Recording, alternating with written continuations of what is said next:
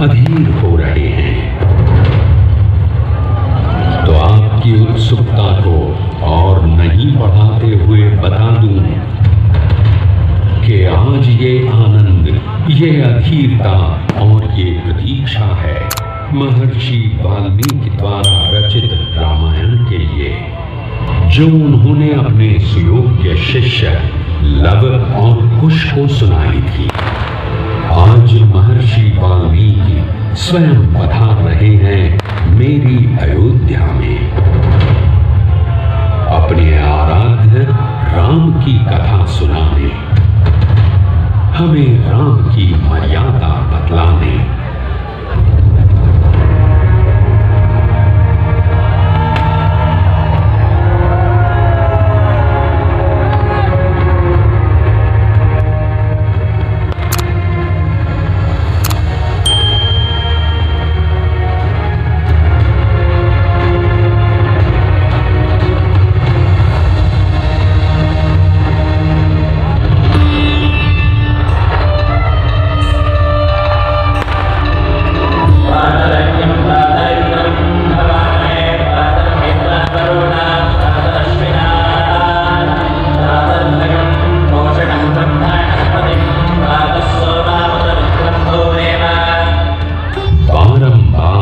कृतज्ञ प्रणाम है धरा के इस परम भाग्यशाली अंश को, राम की पावन पवित्र जन्मभूमि को।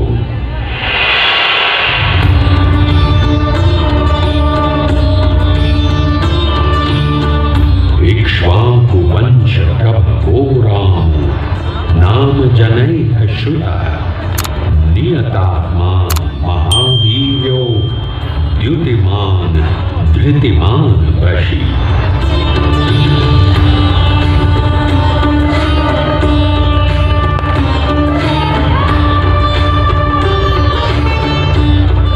मैं केवल राम कहूं तो मर्यादा के समस्त सर्वोच्च मापदंड स्वतः परिभाषित और स्थापित हो जाते हैं। फिर भी मैं उन आदर्शों को बार बार रेखांकित करता हूं जो राम को मर्यादा पुरुषोत्तम बनाते हैं।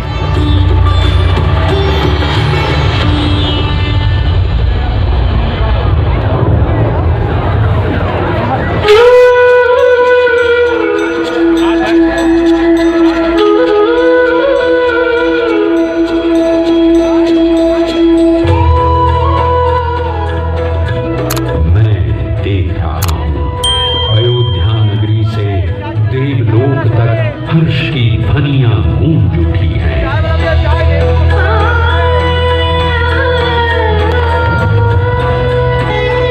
त्रिलोकीनाथ प्रभु श्री राम ने मां कौशल्या की कोख से प्रकट होकर पृथ्वी लोक को धन्य कर दिया है।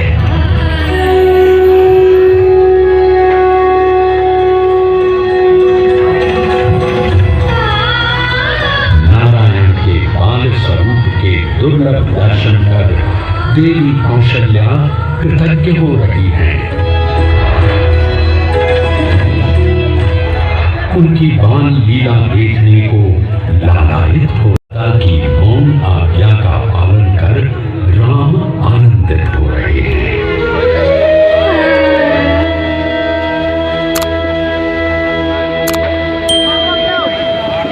अवस्था में पदार्पण कर रहे हैं। उधर असुरों का आतंक बढ़ता ही जा रहा है।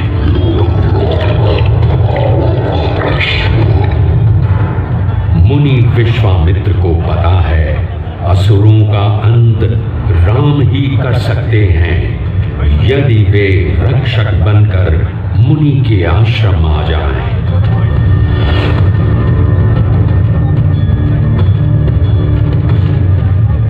श्री राम लोक धर्म के धारक हैं। गुरु विश्वामित्र के साथ राम सानिध्य मात्र से परित्यक्त अहिल्या का उद्धार कर स्त्री सम्मान का लोकबोध कराते हैं।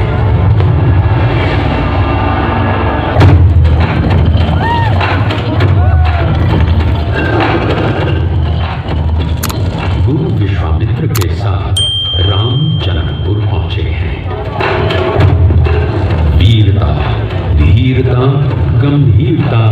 एवं कोमलता, इन समस्त गुणों और आचरणों को एक साथ धारण करते हुए राम दिखते हैं इसी जनकपुर में। मनोहारी छवि से युक्त दो राजकुमार राम एवं लक्ष्मण को देख वाटिका का हर पुष्प कौतूहल में है एवं उत्सुकता में है। जनक दुलारी सीता श्याम वर्ण के राम के अनुपम सौंदर्य को देखकर सीता आह्लादित हो उठी है। स्वयंवर में शिव धनुष भंग करने वाले को सीता वरण कर लेंगी। हिला सका न जिसे कोई बलशाली, राम ने खंडित कर दिया है पल में उस शिव धनुष को।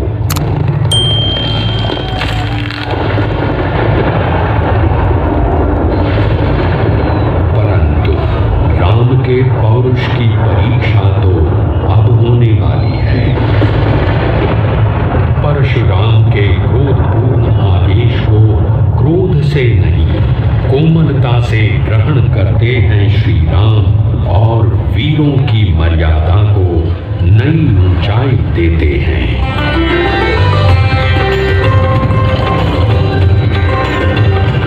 आज राम अयोध्या पधार रहे हैं, संग में संगिनी सीता है। नगर भर में सीता के सौंदर्य और सिया राम की अनुपम जोड़ी के वर्णन हो रहे हैं। परंतु विधि का विधान तो कुछ और ही संकेत दे रहा है। कैकेयी हठ ठान बैठी हैं, अयोध्या के सिंहासन पर भरत बैठेंगे और राम 14 वर्षों के वनवास को जाएंगे। दशरथ स्तब्ध हैं। स्तब्ध है सारी नगरी। विवादों और विमर्शों से कुल की मर्यादा की रक्षा हेतु राम वन गमन को सहर्ष स्वीकार करते हैं।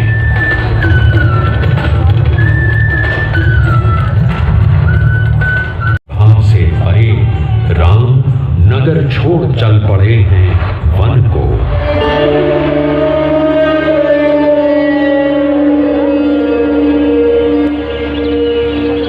राम केवट को निषाद राज की उपाधि से अलंकृत करते हैं। दोनों समान हैं इसका बोध कराते हैं एवं गंगा पार कराने के लिए विनय पूर्वक आग्रह करते हैं। राम मानव समाज में ऊंच नीच के भेद को नकारते हैं। राम चित्रकूट में अपना सुंदर संसार बसा चुके हैं। उधर कुटुंब एवं अयोध्या वासियों समेत भरत राम को मनाने अयोध्या से चल पड़े हैं। चित्रकूट में भरत को परम स्नेह से सिंचित करते हैं राम।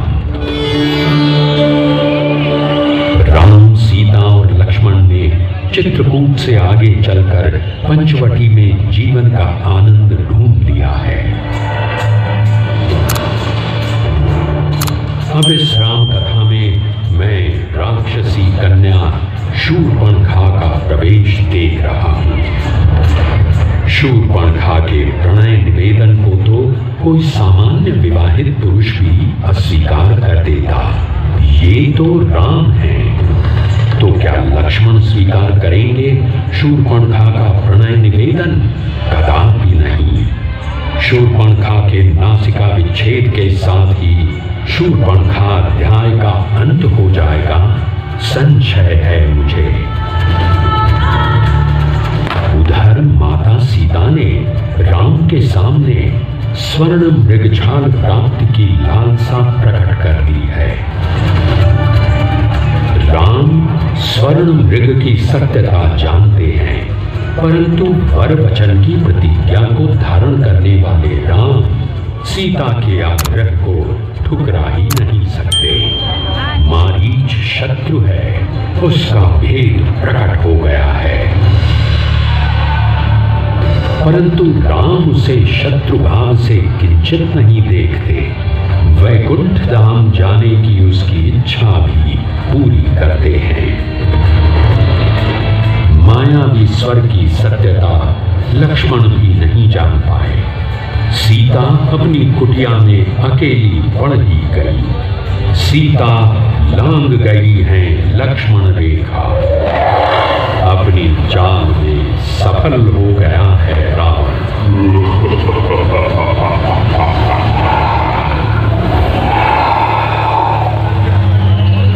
वियोग के क्षण में भी राम न धैर्य खोते हैं न धर्म।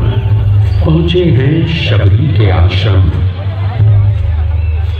सीता का पता पूछना तो एक उद्देश्य है ही। शबरी को उनके हीन मनोभाव से मुक्त कराना ही राम का उद्देश्य है। भगवान भी अपने अनन्य भक्तों को ढूंढने की लालसा रखते हैं।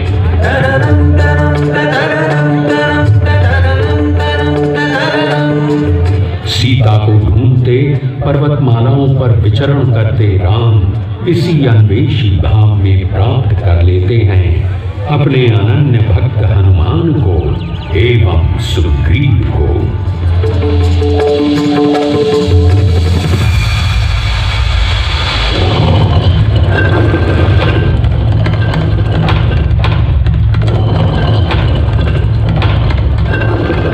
रामकाज को आतुर हनुमान सागर पार लंका स्थित अशोक वाटिका पहुंचे हैं, जहां घोर वेदना में घिरी माता सीता राम की मुंदरी पाकर अति विस्मित हैं।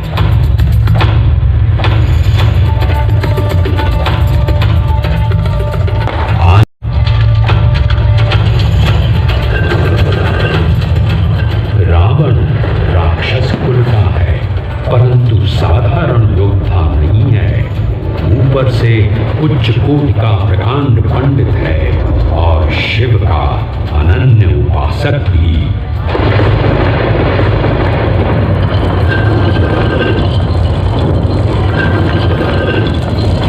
रावण की स्वर्ण जड़ित लंका की दमक राम की भक्ति और प्रतिबद्धता से भरे हनुमान के ओज के आगे मंद पड़ जाती है। हनुमान की युक्ति काम आती है। रावण का स्वर्ण भवन एवं स्वर्ण सज्जित लंका जलकर स्वाहा हो जाती है।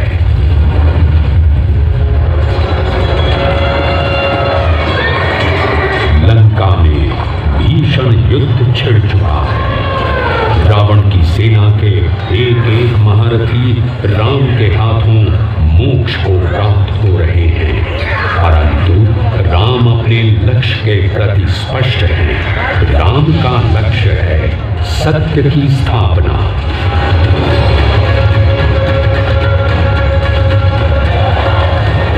युद्ध के मैदान में ये कैसी अशुभ घड़ी आ गई है। मूर्छित लक्ष्मण की रक्षा के लिए संजीवनी लाना संभव भी है या नहीं।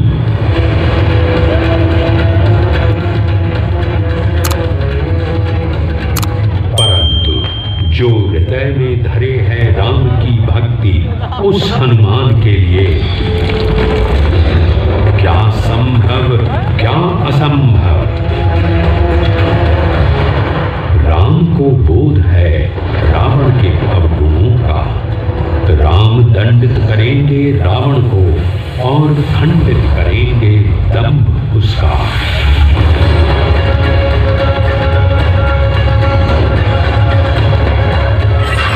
राम की सत्य शक्ति और रावण का पराक्रम टकराएंगे। क्या होगा परिणाम आज, व्याकुल हैं देव सभी।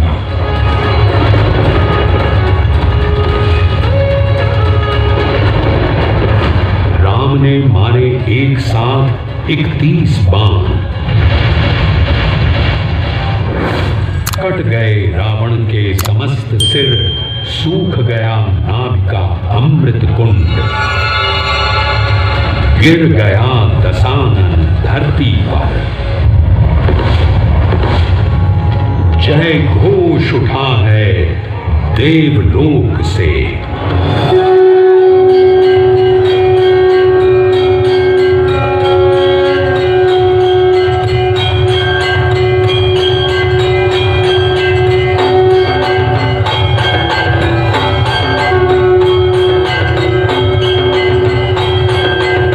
असत्य पर सत्य की विजय स्थापित करते हैं राम। सीता अपने राम को पाकर आज पुनः पूर्ण हो गई हैं।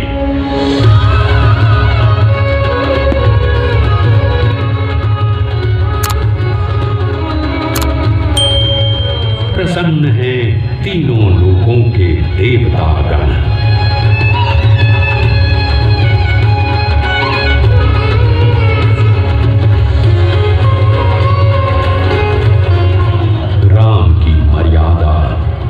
परिभाषित हुई। मेरी अयोध्या नगरी के अतिशय हर्ष की एक और घड़ी आ गई है।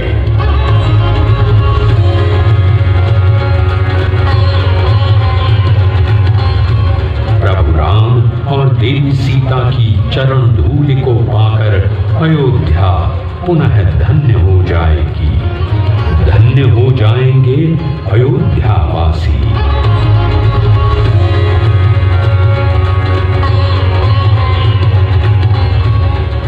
दीपों से सज रही है नगरी सारी।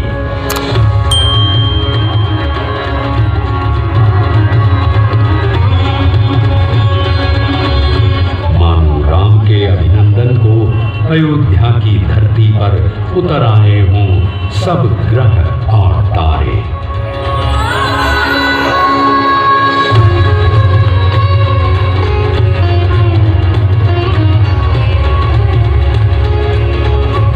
दीपमालाओं की स्वर्ण किरणों से आलोकित अयोध्यापुरी की ऐसी शोभा देख देवलोक भी विस्मित और आनंदित है।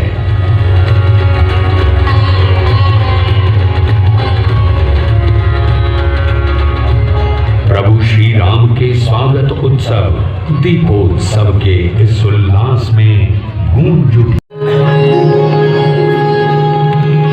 बोलो सियावर रामचंद्र की।